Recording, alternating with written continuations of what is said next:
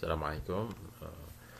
Aujourd'hui, on va voir un autre item de notre série de formation médicale dans la lecture de l'électrocardiogramme. On va voir les troubles du rythme. C'est un sujet très intéressant parce qu'il représente une des indications principales de la réalisation d'un électrocardiogramme. C'est un domaine dans lequel le CG joue un rôle majeur. Sans lui, le diagnostic ne peut pas être établi. On a plusieurs troubles du rythme, que ce soit des troubles du rythme supraventriculaires ou des troubles du rythme ventriculaire.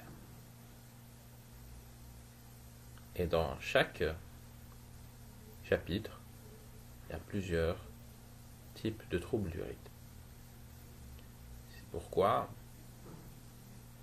le CG ici joue un rôle capital pour faire la part des choses. On commence par le trouble du rythme le plus fréquent, la tachycardie sinusale. Il faut dire que la tachycardie sinusale en réalité ne représente qu'un symptôme dont le traitement ne repose que sur le traitement de la cause de la tachycardie.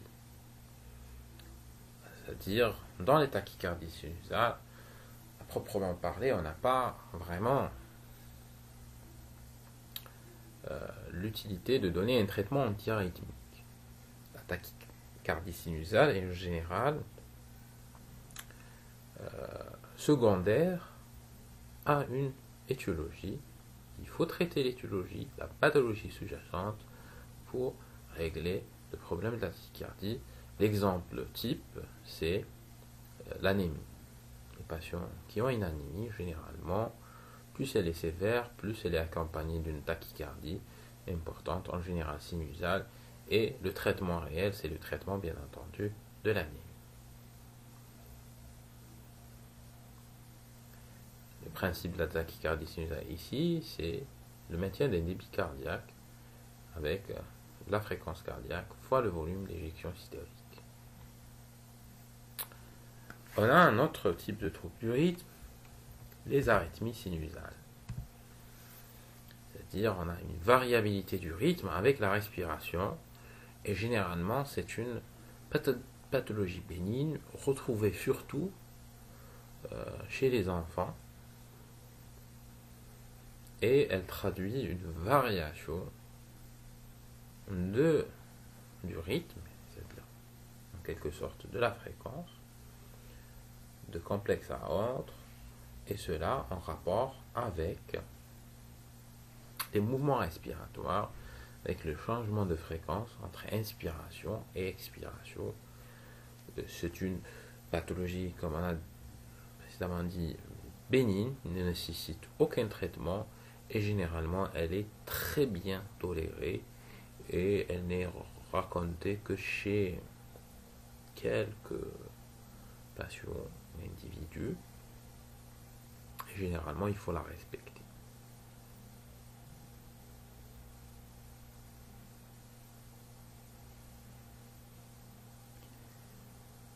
Les bradycardies sinusales, généralement, elles sont secondaires à une étiologie sous-jacente ou à une condition établie. Ici, par exemple, dans cette ECG, si on calcule la fréquence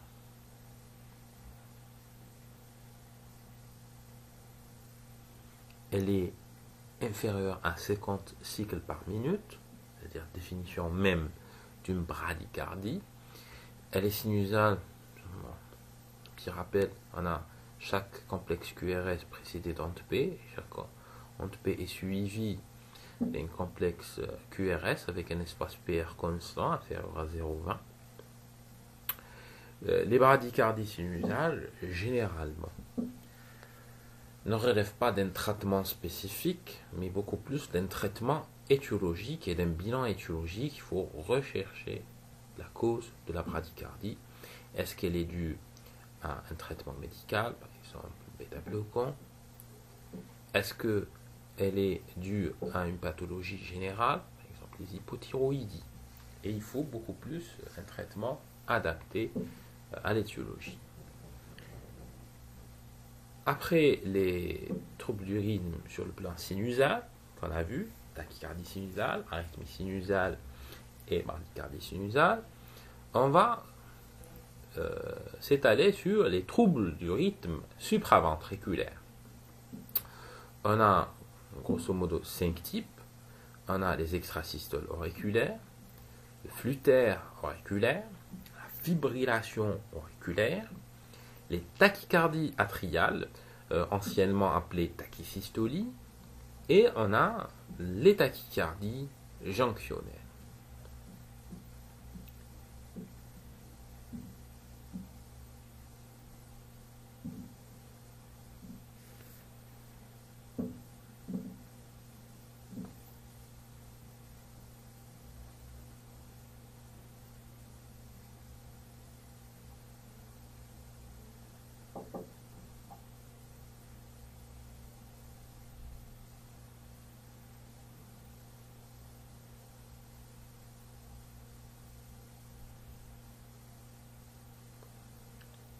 Pour ce qui est des extrasystoles auriculaires, on a un échappement auriculaire prématuré. C'est-à-dire, on a une onde P',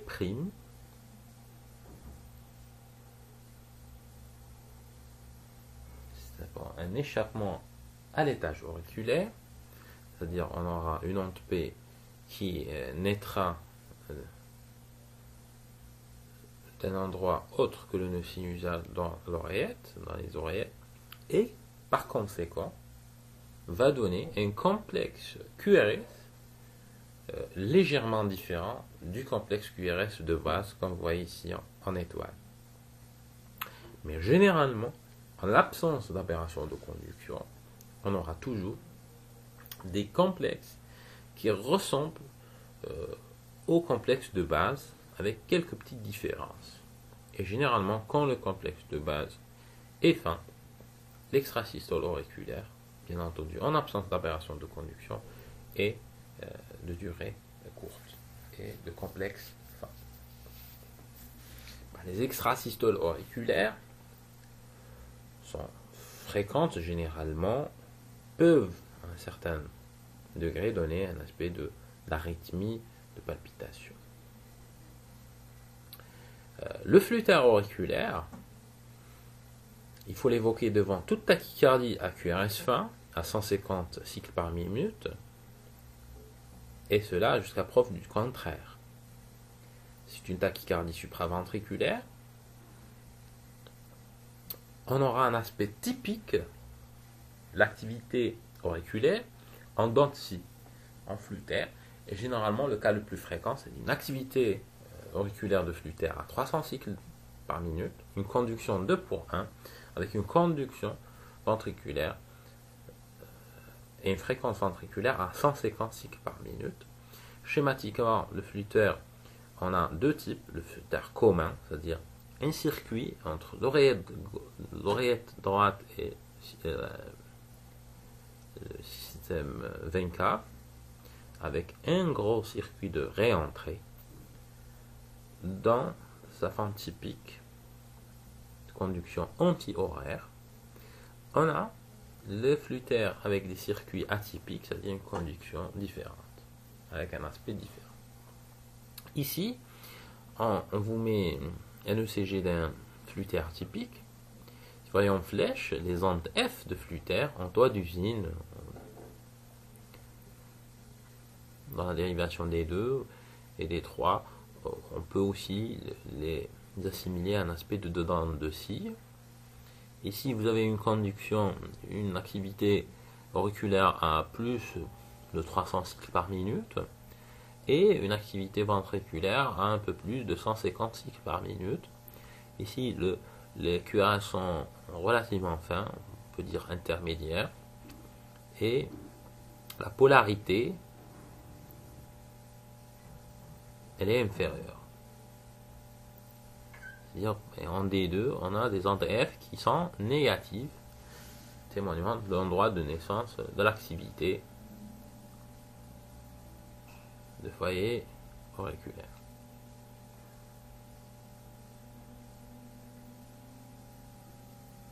Le flux auriculaire reste, en comparaison avec la fibrillation auriculaire, un trouble conductif à de genèse relativement bien organisé.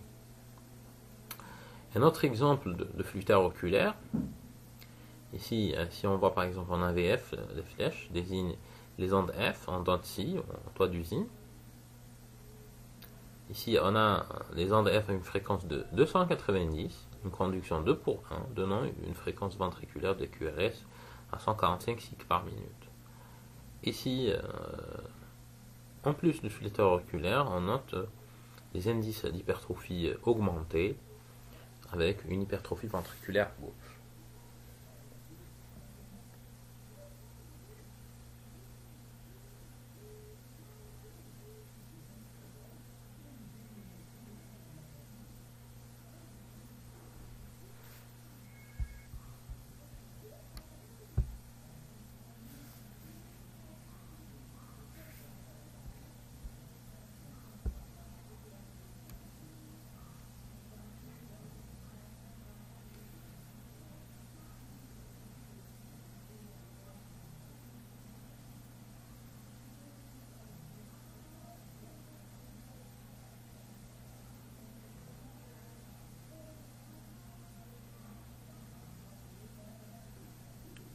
On va passer à un autre trouble du récupérateur ventriculaire qui est très fréquent et qui nécessite une prise en charge thérapeutique adaptée pour éviter sa morbimortalité, la fibrillation auriculaire. Généralement, le diagnostic est facile dans la forme habituelle. La FA est quasiment la seule cause de tachycardie irrégulière à QRS fin, c'est-à-dire en présence d'un rythme irrégulier à QRS fin, on évoque d'emblée une fibrillation auriculaire. Bien entendu, il faut par la suite affiner le diagnostic avec les différents critères diagnostiques. C'est-à-dire quand vous avez un tracé avec un rythme irrégulier, des QRS fins, vous pensez directement à la fibrillation auriculaire et il faut confirmer son diagnostic. La fibrillation auriculaire pose deux ordres de problèmes. Le premier, il est d'ordre purement rythmique avec le tensionnement cardiaque, avec perte de la systole auriculaire et risque de décompensation de certaines pathologies, insuffisance cardiaque, c'est-à-dire réduction du débit cardiaque par perte de la systole auriculaire. Et dans un deuxième plan, un risque thromboembolique avec un risque d'embolisation systémique, principalement la gravité de l'accident vasculaire cérébral ischémique. D'où l'intérêt d'un traitement antirythmique et un traitement généralement anticoagulant, bien entendu, après avoir évalué le risque thromboembolique par les différents scores CHAS-VASc2 et risque hémorragique.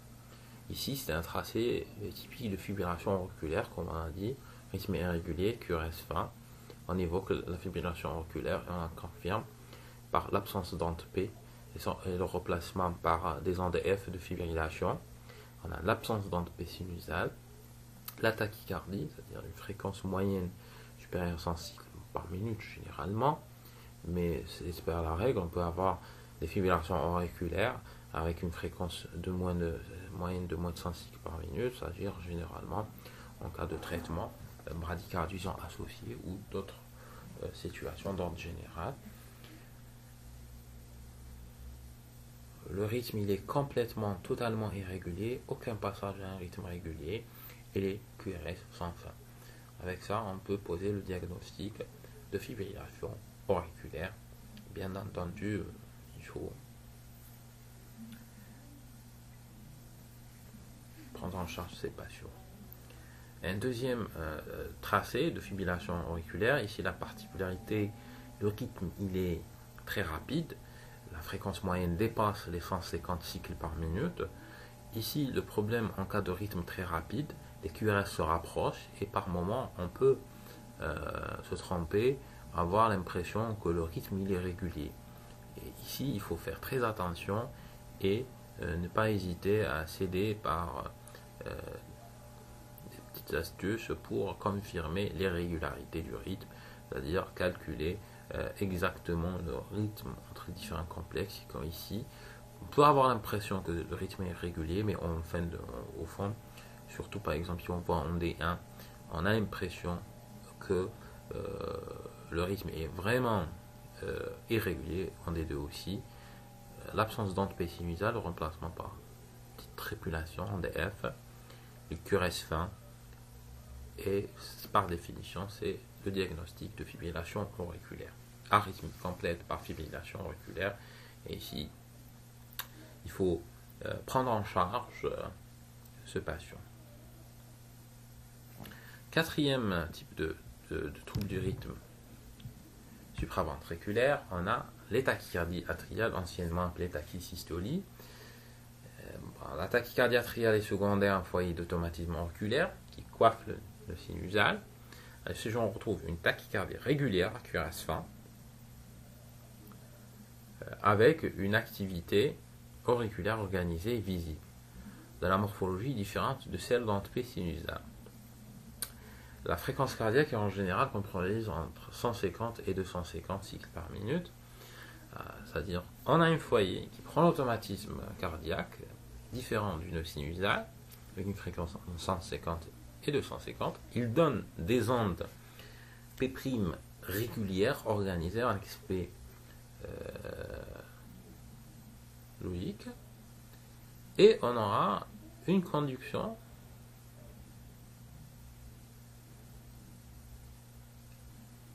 ventriculaire variable.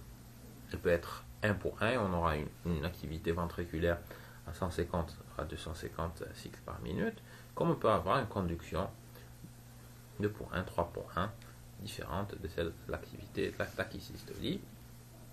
Ici, par exemple, on a un exemple de tachycardie atriale. Les flèches représentent les ondes P' de la tachycardie atriale, avec une fréquence à 150 et une activité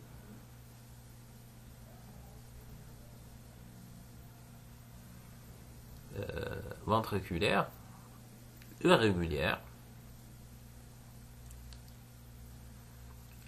due à une conduction variable auriculo-ventriculaire. La conduction est par moment 2 pour 1 et par moment 3 pour 1. La différence par rapport à la fibrillation auriculaire, ici on n'a pas le remplacement de l'onde P sinusale par des ondes F de tribulation irrégulière, avec une fréquence dépassant les 250 cycles par minute. Ici on a des ondes P' qui sont régulières avec une fréquence inférieure ou égale à 250 cycles par minute. Le rythme aussi est irrégulier, mais l'activité auriculaire est régulière.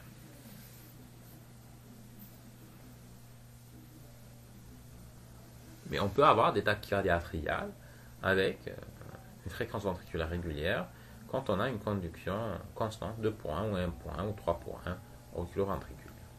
Si on récapitule, on a 3 types de troubles du rythme, tachycardie supraventriculaire. On a dû à des anomalies à l'étage atrial. La fibrillation atriale avec activité anarchique au niveau de l'étage auriculaire, donnant la fibrillation atriale, donnant des ondes F de strébulation, rythme irrégulier. On a le flûter atrial avec des macro-entrées, avec une conduction plus ou moins organisée dans l'étage auriculaire avec des ondes F de flûter. Et là, la tachycardie atriale focale, généralement on a un foyer qui remplace l'activité nodale et qui donne la tachycardie atriale avec une activité auriculaire régulière au niveau à l'étage atrial, avec une fréquence entre 150 et 250 cycles sur le plan atrial.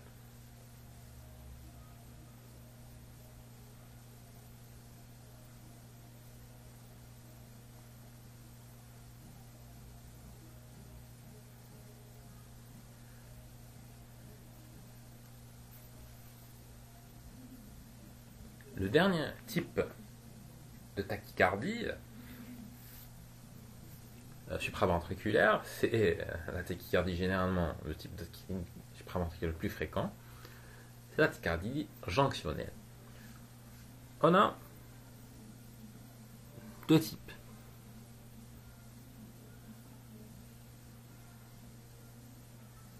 On a la tachycardie jonctionnelle associée à une voie accessoire.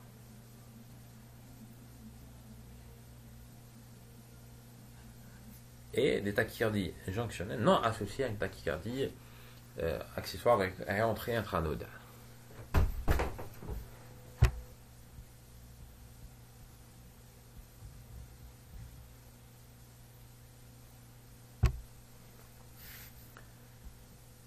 Dans la tachycardie par voie accessoire, on peut avoir une conduction orthodromique avec une descente de l'influx de conduction par le nœud auriculoventriculaire et la réentrée par une remontée de la voie accessoire, et on peut avoir une conduction antidromique avec une descente de l'influx de la conduction par la voie accessoire, et remontée par le nœud auriculoventriculaire. Pratique, si on ne voit pas d'onde P, il s'agit d'une réentrée intranodale. Sinon, il s'agit d'une tachycardie orthodromique.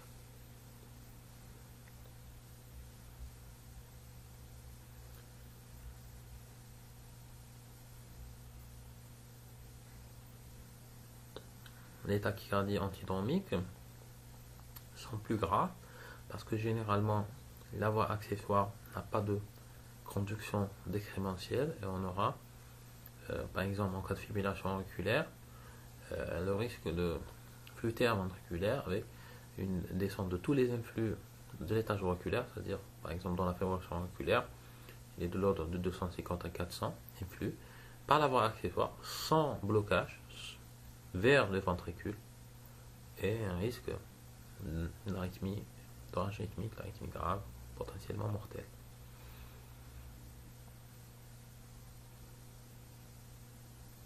Dans la tachycardie jonctionnelle par entrée intranodale, on a la descente, généralement c'est la voie lente du auriculoventriculaire et remontée par la voie rapide de l'auriculoventriculaire. La fréquence est généralement entre 150 et 250 et généralement moins grave que la présence de voies accessoires. Schématiquement, c'est-à-dire dans la réentrée intranodale des tachycardies jonctionnelles, on aura une voie lente et une voie rapide au niveau du nœud auriculoventriculaire, donnant un circuit de réentrée. Généralement, l'influx descend par la voie lente et remonte par voie rapide, de telle sorte qu'on aura une réentrée avec une tachycardie. La fréquence est de l'ordre de 150 à 250 cycles par minute. Dans la tachycardie jonctionnelle par voie accessoire, on a généralement une voie accessoire anormale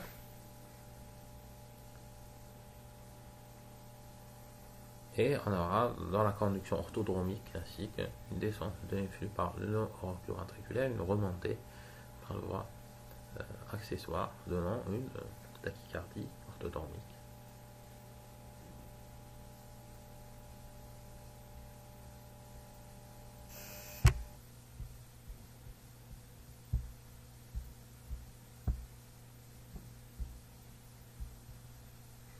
Maintenant, on va voir tachycardie, un type de tachycardie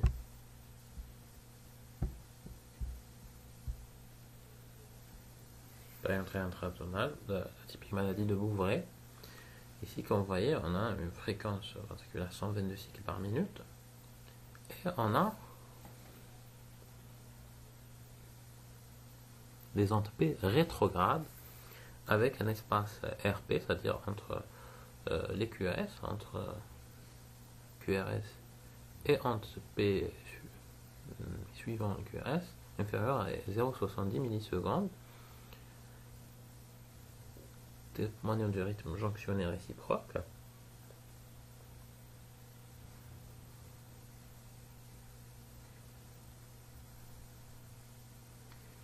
Et ici, ce patient a bénéficié d'une injection par un diltiazem, c'est un inhibiteur calcique radicalisant, avec une interruption brutale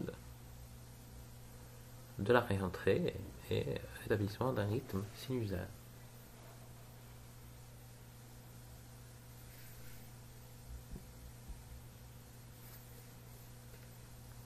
Ici, les manœuvres vagales sont aussi nécessaires, importantes, qui peuvent casser le circuit de réentrée. Schématiquement, en présence de voies accessoires, par exemple la voie de Kent, dans le cadre justement préexcitation au Parkinson Light, on a la conduction antidromique avec descente de l'influx par voie accessoire et remontée par le neurocule ventriculaire. Ici, on aura généralement une tachycardie QRS large. On peut avoir ce qu'on appelle le super Wolf avec fréquence importante, c'est tachycardie mal tolérée. Et on peut avoir la conduction orthodromique avec une descente de l'influx par le neurocule ventriculaire et sa remontée par la voie accessoire. Généralement, les QRS ici sont fins et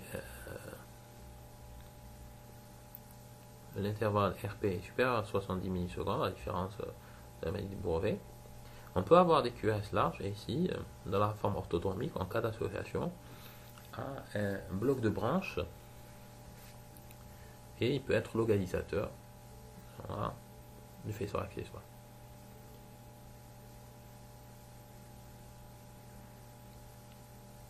Ici, on a un exemple qui est le jonctionnel par voie accessoire avec réentro orthodromique. Ici, déjà, les QRS sont fins. On a une fréquence moyenne de 135 cycles par minute avec des ondes P négatives rétrogrades avec, bien entendu, comme on a dit, un intervalle RP supérieur à 70 millisecondes, rang typique de réentrée. Ici, on a un aspect d'alternance électrique. Les complexes QRS ne sont pas identiques, c'est-à-dire on a un complexe sur deux légèrement différent.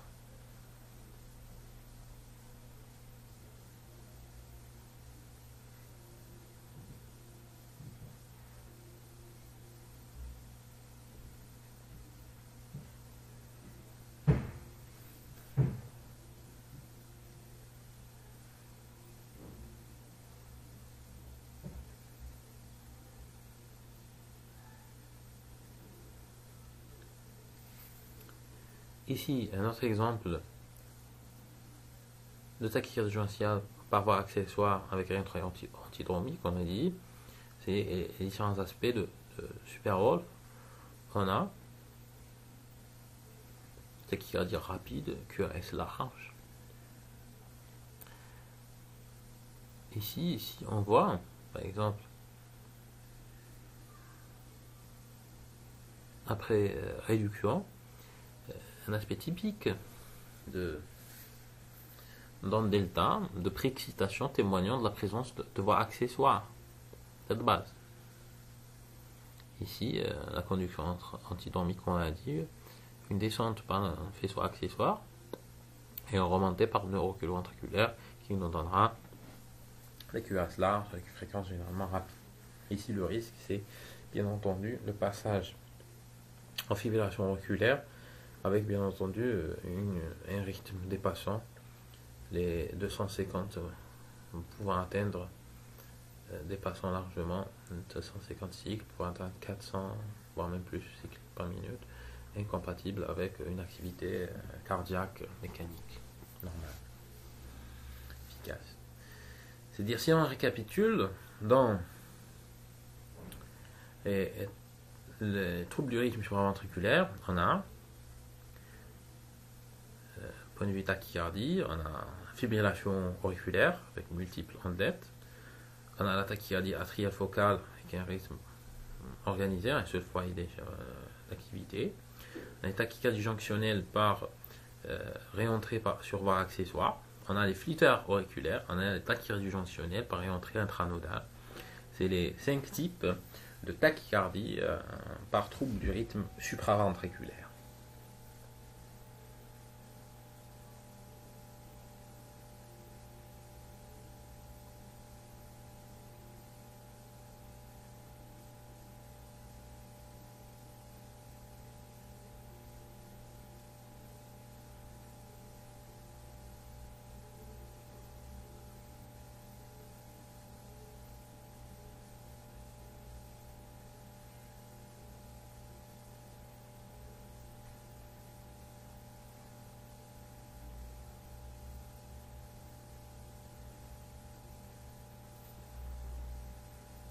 Maintenant, on va passer aux troubles du rythme ventriculaire.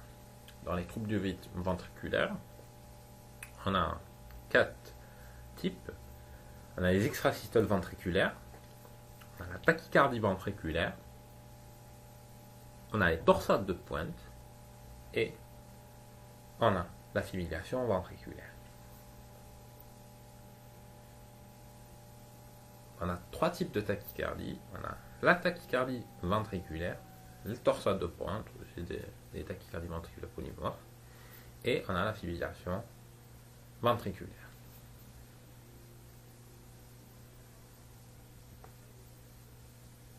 Le trouble du rythme ventriculaire, heureusement le plus fréquent, c'est des extrasystoles ventriculaires qui peuvent être bénignes comme elles peuvent être malignes.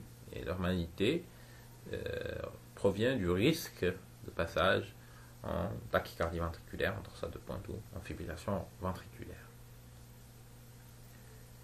Un bilan étiologique est indispensable dans le trouble ventriculaire parce que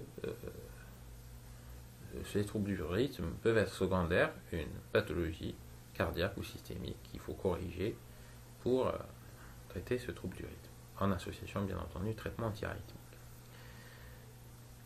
Les extrasystoles ventriculaires, c'est dépolarisation prématurée naissant d'un ventricule. Ils peuvent naître du ventricule gauche, donnant un retard gauche, comme vous voyez ici.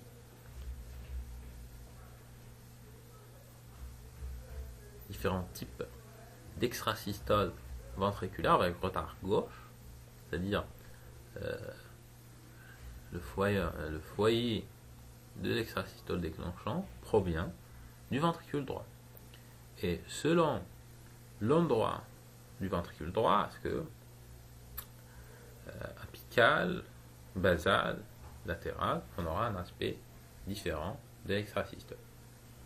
Avec une règle.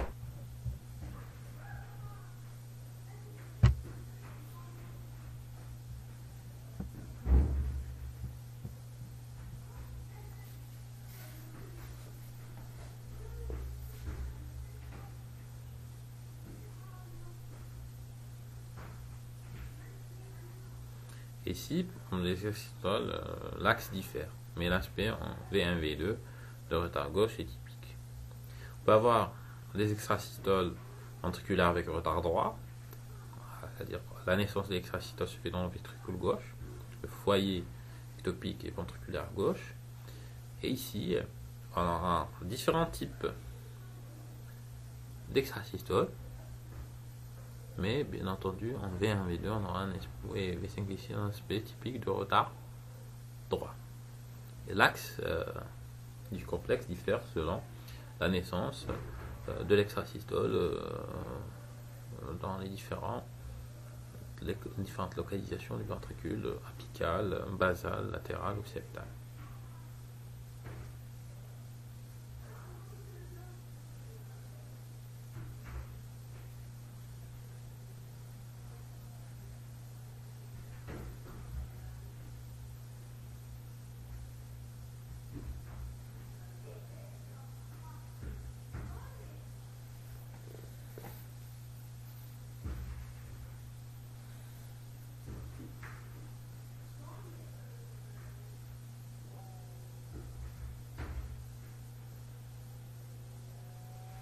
Ici,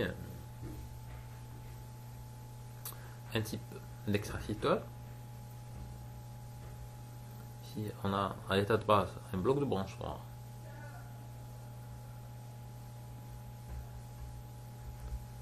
Et des extrasystoles.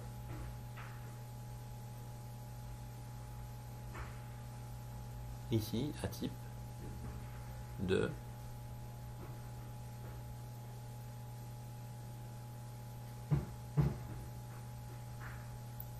retard droit. C'est-à-dire des extrasystoles qui naissent du ventricule gauche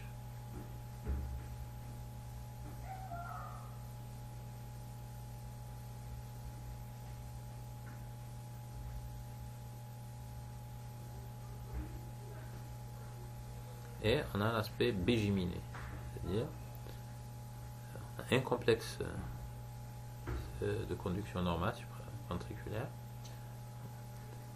suivi d'un complexe ectopique extrasystolaire. Complexe extrasystole ventriculaire.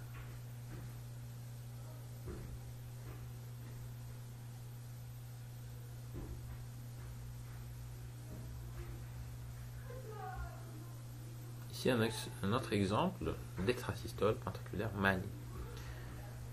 Le caractère malin est témoigné par leur caractère polymorphe, répétitif, avec doublé couplage variable. Le caractère polymorphe des extrasystoles témoigne de plus d'un foyer ectopique. Répétitif, c'est un foyer qui est entretenu. Le caractère doublé couplage variable, c'est-à-dire instable sur le plan extraphysiologique, pouvant rapidement dégénérer en troubles du rythme ventriculaire plus grave.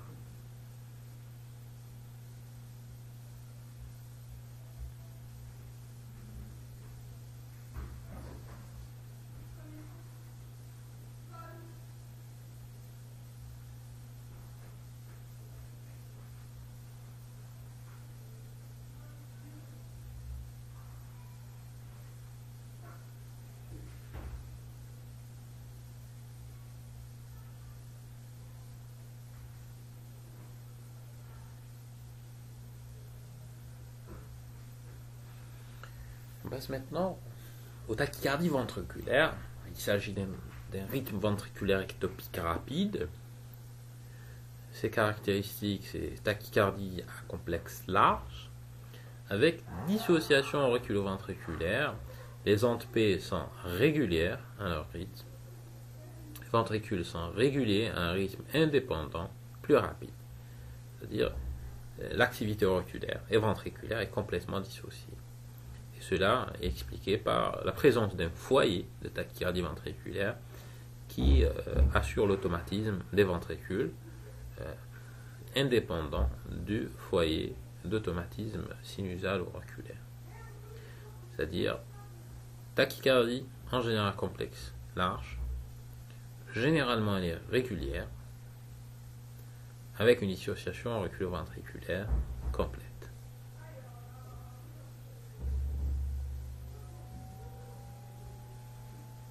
Ici, le foyer d'échappement naît au niveau du ventricule gauche, de telle sorte qu'on aura un retard droit avec un aspect de bloc de gauche droit.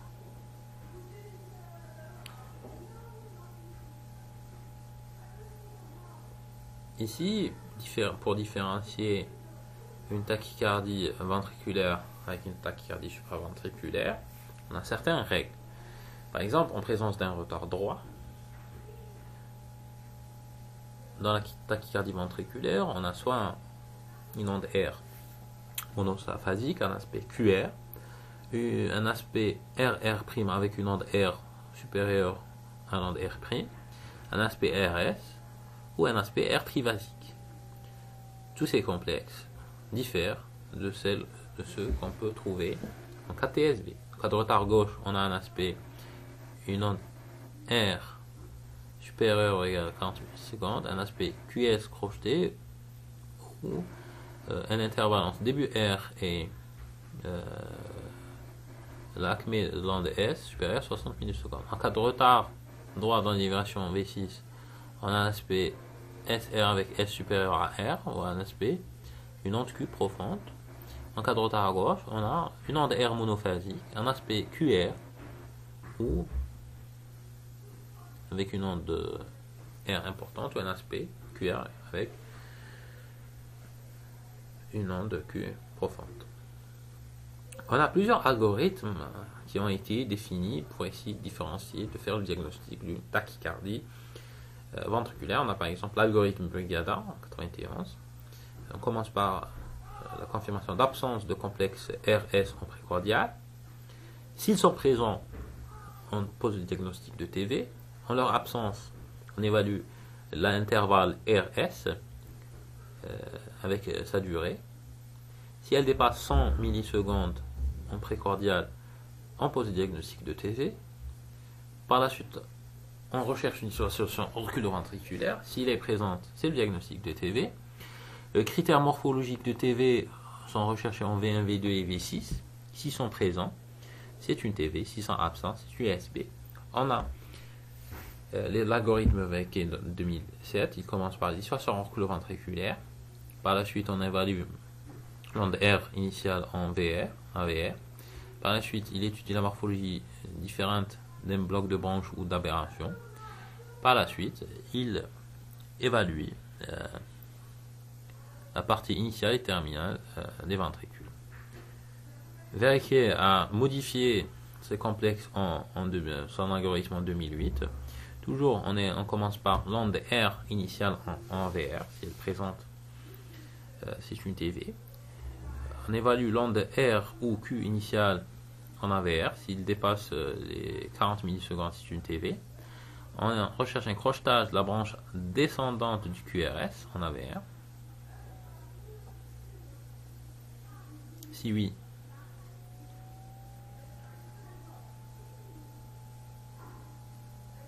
c'est une TV. Par la suite, on évalue le rapport du vecteur initial sur le vecteur terminal, c'est-à-dire mesure sur 40 millisecondes d'un QRS diphasique dont la vitesse initiale est plus rapide. Si assuré, c'est une TV, sinon c'est une TSV. L'algorithme de Fabra en 2010 évalue le temps de description de l'onde R en D2. C'est-à-dire schématiquement, par exemple l'indice de Pavin en D2, on évalue l'inscription de l'onde R ou Q. Si elle est supérieure à égale à 50 millisecondes, c'est une TV.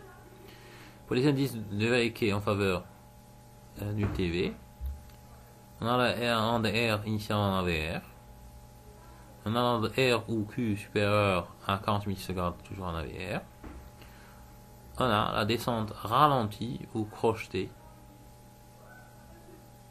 D'accord. En D1, en V6, on évalue la branche ascendante V initiale sur AV terminale, le rapport. Si le rapport il est inférieur à 1, c'est en faveur d'une TV.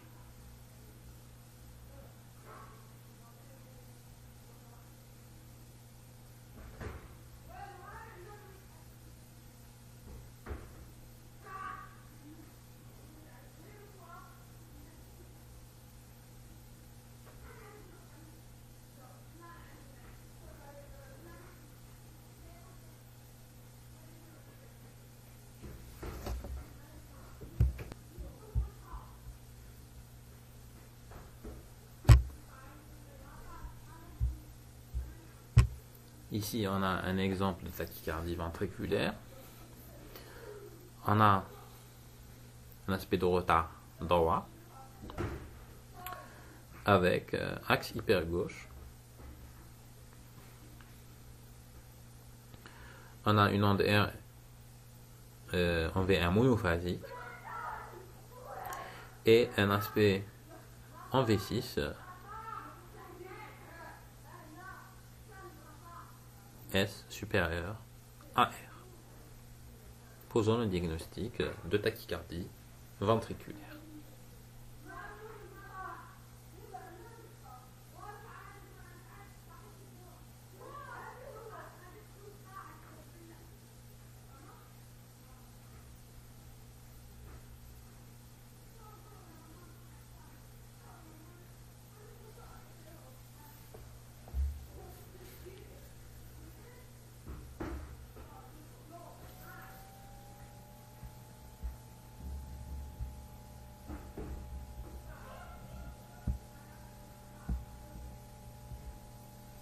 Ici, on a un autre exemple de tachycardie ventriculaire. Ici, on pose le diagnostic de tachycardie ventriculaire quand on a un certain nombre de critères.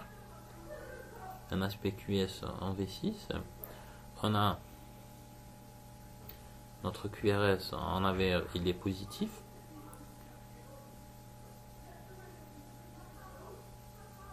En V1 on a la durée d'onde R supérieure à 40 millisecondes. On a en V3 l'intervalle RS, c'est-à-dire entre la durée de l'onde R et la partie descendante de l'onde S dépasse les 100 millisecondes, et en V6 aussi. On a un aspect du QS préspécifique sur retard gauche.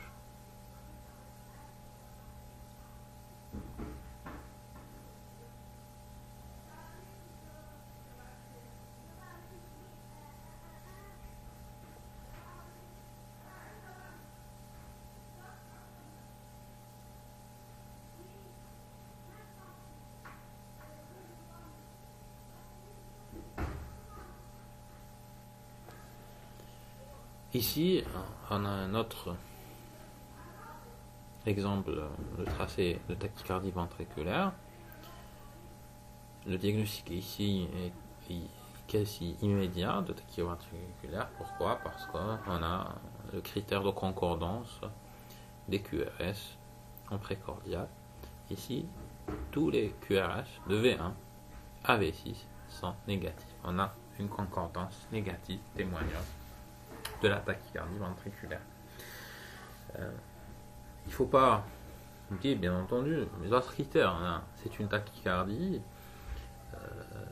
QRS large, et bon, elle est régulière ici, avec une fréquence très rapide, de l'ordre de 200 cycles par minute, 250 cycles par minute.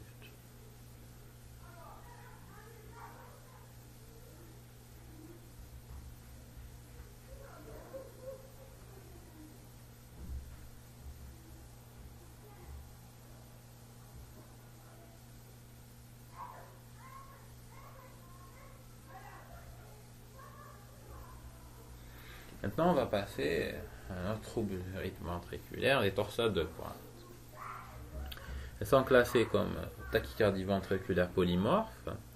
Le CG est caractéristique et retrouve une tachycardie ventriculaire polymorphe avec des complexes QRS changeant d'axe, ce qui donne un aspect de torsion autour de la ligne isoélectrique.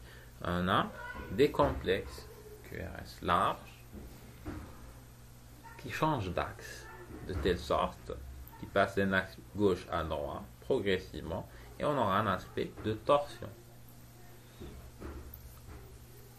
D'où le terme de torsade de pointe. Généralement, si on a le début du complexe, comme ici, on a généralement, elles sont précédées d'extrasystole ventriculaire,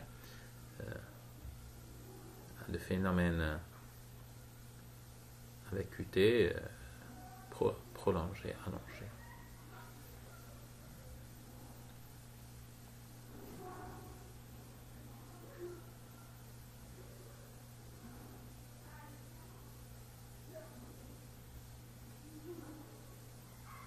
Ici, un exemple de tracé de torsade de pointe typique avec le déclencheur, une extrasystole avec un phénomène de R sur T. R sur T, c'est-à-dire l'extrasystole débute sur l'onde T du complexe précédent, et c'est le déclencheur, et généralement c'est dans le contexte de QT allongé. Dans le tracé, les deux tracés du bas, on a un aspect typique de torsade de pointe avec une torsion, un changement progressif de l'axe et vis repetita prolongeant la torsade de pointe. Généralement, la torsade de pointe n'est pas compatible avec une activité électrique et mécanique, une activité électrique ventriculaire permettant une activité mécanique correcte. Et généralement, ces torsades de pointe sont mal tolérées, accompagnées de perte de connaissance, d'instabilité hémodynamique. Elles peuvent soit régresser spontanément sous traitement, ou dégénérer en fibrillation ventriculaire et la participation. Le dernier type de trouble du rythme ventriculaire, le plus grave, c'est la fibrillation ventriculaire. Elle est accompagnée d'arrêt cardio-respiratoire. C'est une activité anarchique électrique à l'étage ventriculaire, incompatible avec une activité mécanique, c'est-à-dire pendant la fibrillation ventriculaire, l'activité ventriculaire est à l'arrêt, aucune activité mécanique, d'où l'arrêt cardio-respiratoire. La fibrillation ventriculaire doit être prise en charge immédiatement par, bien entendu, mesure de réanimation cardio-respiratoire et par une cardioversion le plus rapide possible. Le traitement de la fibrillation ventriculaire, c'est le choc électrique externe. C'est le seul moyen de réduire ce trouble du rythme. En l'absence de choc électrique externe, l'évolution est irrémédiable vers la mort. La fibrillation ventriculaire, initialement un gros smile, plus ou moins organisé, va dégénérer en fibrillation à petite maille, puis vers la systolie et l'arrêt cardiaque. La mort définitive. Ici, un exemple de fibrillation ventriculaire, vous avez une trémulation de la ligne de base, une activité anarchique sur le plan électrique ventriculaire, et comme on a dit, le seul traitement salvateur, c'est le choc électrique externe. Il n'y a aucun traitement médicamenteux antiarythmique qui permet de réduire la fibrillation ventriculaire. Le seul traitement, c'est le choc électrique externe. Bien entendu, entre les différents chocs électriques externes, en attendant de ramener le défibrillateur, le patient doit bénéficier d'une manœuvre de réanimation cardio-respiratoire parce que pendant ce trouble du rythme, le patient est en arrêt cardio-respiratoire. Il faut assurer une activité mécanique cardiaque par massage le temps de réaliser le choc électrique externe. Bien entendu, on peut prescrire des traitements antiarythmiques qui peuvent, entre guillemets, favoriser l'effet du choc électrique externe, mais je dis et je le répète, le seul traitement de la fibrillation ventriculaire, c'est le choc électrique externe. D'où le développement dans les pays développés de défibrillateurs semi-automatiques et automatiques qui sont répartis un peu partout dans les lieux publics, les aéroports, les gares, même dans certaines grandes villes du monde, dans les gros boulevards à côté des bouches d'incendie. Ces kits permettent à des gens en général formés au secourisme basique d'essayer de sauver des patients qui font des arrêts cardiaques brutals en pleine rue. C'est des kits simples avec des patchs, c'est-à-dire on ouvre, on place les patchs sur le précordium du patient et on allume l'appareil et c'est l'appareil qui analyse d'une manière semi-automatique le rythme cardiaque et en présence d'un rythme similaire à la fibrillation ventriculaire, il délivre un choc qui pourrait réduire la fibrillation ventriculaire. C'est une formation de 2 heures qui est suffisante pour apprendre à utiliser ce type pour le grand public, si je permets de le dire, et c'est salvateur. Il faut savoir que dans les premières heures des syndromes coronariens aigus, c'est ce trouble du rythme, la fibrillation, qui est le plus grand pourvoyeur de mortalité précoce en post-infarctus dans les premières heures, et c'est une complication qui peut être très simplement traitée par un choc électrique externe. C'est-à-dire, ici on a un patient en arrêt cardio-respiratoire avec absence de pouls. On aura 2 cas de figure. Soit c'est une fibrillation ventriculaire, et son traitement c'est le choc électrique externe, bien entendu avec les manœuvres de réanimation cardio-respiratoire. On a la deuxième possibilité, la systolie, c'est-à-dire on a des ANTP sans activité ventriculaire, et le traitement de la systolie, c'est les manœuvres de réanimation cardio-respiratoire. La systolie il n'y a aucun intérêt à délivrer un choc électrique externe en cas d'asystolie. C'est-à-dire, en cas d'arrêt cardio-respiratoire, généralement il y a deux possibilités. Soit d'origine cardiaque, l'arrêt d'origine cardiaque. C'est-à-dire, on a soit la fibrillation ventriculaire ici, le traitement de base c'est le choc électrique externe. En cas d'asystolie, il n'y a aucun intérêt au choc électrique externe.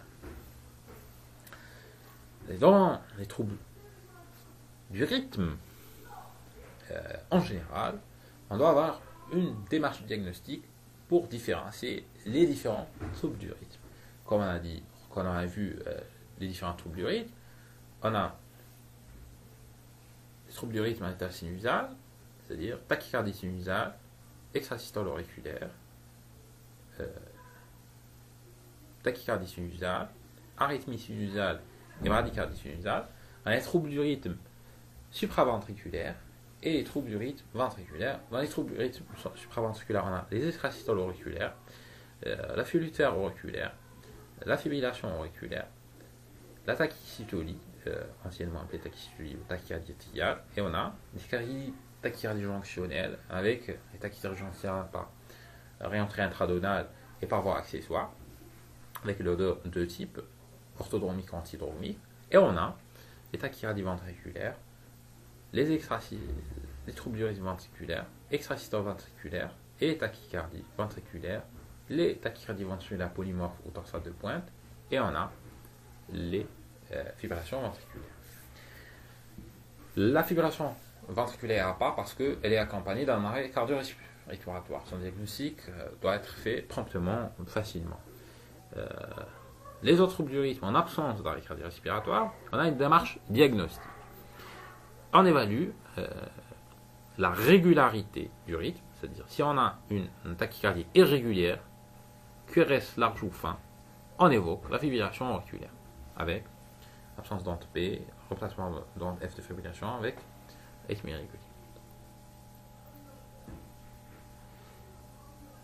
En cas de tachycardie régulière, on a les tachycardies régulières à QRS fin, c'est-à-dire le diagnostic c'est généralement tachycardie supraventriculaire avec les différents types.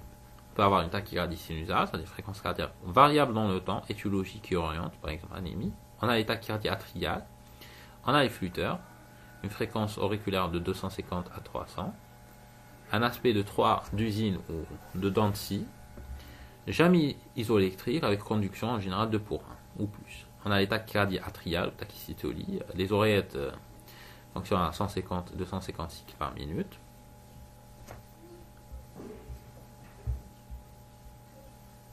On a les tachycardies jonctionnelles. Et on a dans les tachycardies régulières QRS large, comme on a vu, on a les tachycardies ventriculaires et possible torsade de pointe.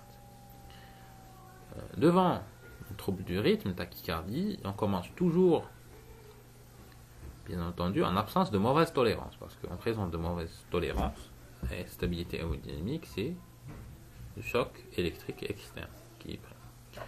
En absence de mauvaise tolérance, les manœuvres vagales ralentissent la fréquence ventriculaire d'une tachycardie sinusale ou atriale, arrêtent une tachycardie jonctionnelle et sont sans effet sur une tachycardie ventriculaire. C'est une notion importante.